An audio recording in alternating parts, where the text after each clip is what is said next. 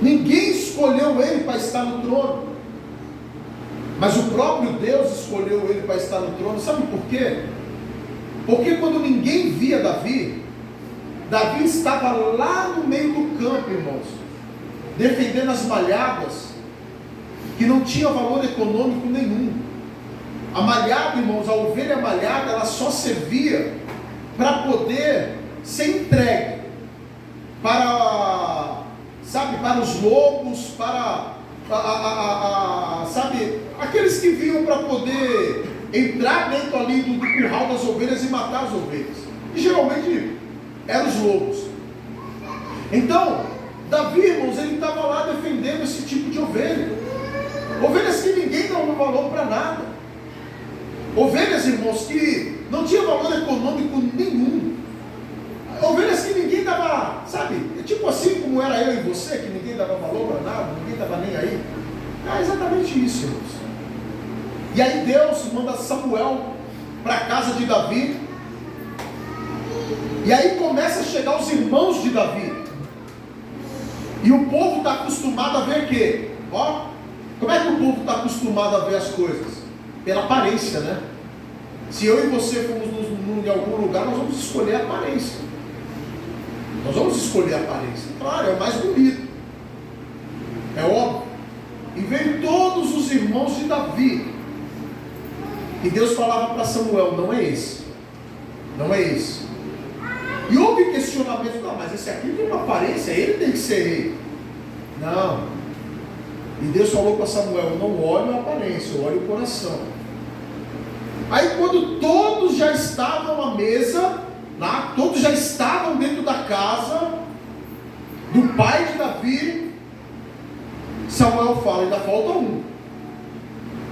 Ah, tem um, está lá no campo. Aquele lá ninguém nem lembrou dele. É, mas é ele mesmo que eu quero, manda buscar. E quando Davi entra na casa, ele é ungido a rei. Não assume o reinado, mas ele é ungido a rei. E depois da morte de Saul, irmãos, quando Davi assume o reinado, deixa eu dar uma enxugada aqui agora, para a gente ir para o objetivo da mensagem, que quando Davi assume o reinado com a morte de Saul, a primeira coisa que Davi faz, irmãos, ele não ficou preocupado em restaurar o castelo, lá o palácio. Ele não ficou preocupado, irmãos, em organizar suas frotas de exército. Ele não ficou preocupado, irmãos, em dar cargo ou título para ninguém. O que Davi queria, irmãos, na verdade, era trazer a arca da aliança que fora esquecida por Saul. A arca da aliança simboliza o quê? Presença de Deus. A presença de Deus. Então o que Davi queria trazer para dentro de Israel? A presença de Deus. A presença de Deus. O que Davi queria trazer para as famílias? A presença de Deus. A presença de Deus. O que Davi, irmãos, queria trazer para dentro do seu reinado? A presença de Deus. Vamos, igreja. A presença de Deus. A presença de Deus. O que Davi queria trazer para dentro da sua finança? A presença de Deus. O que Davi queria trazer para dentro da sua família? A presença de Deus. Porque ele sabia, irmãos, que sem a presença de Deus, irmãos, Deus querido, ele não chegaria a lugar nenhum. Oh, glória. Ele sabia que a família dele sem a presença de Deus não ia para canto nenhum.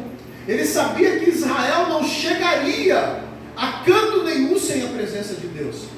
Ele sabia, irmãos, que sem a presença de Deus, sem a presença de Deus em Israel, as famílias iriam à morte.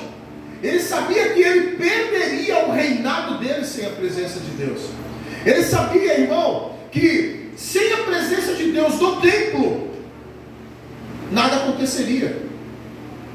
Davi sabia que sem a presença de Deus, irmãos, não adiantava o sacerdote entrar lá no Santo dos Santos, ou no santo lugar, e não adiantaria o sumo sacerdote entrar no Santo dos Santos, porque sem a presença de Deus, irmãos, não haveria manifestação do poder de Deus sobre aquele lugar.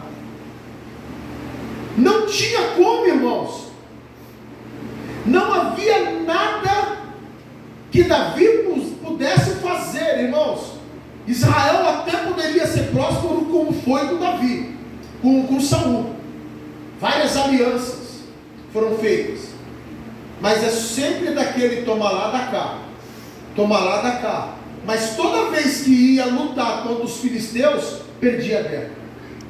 Não teve uma vez que Saul ganhou a guerra, irmãos.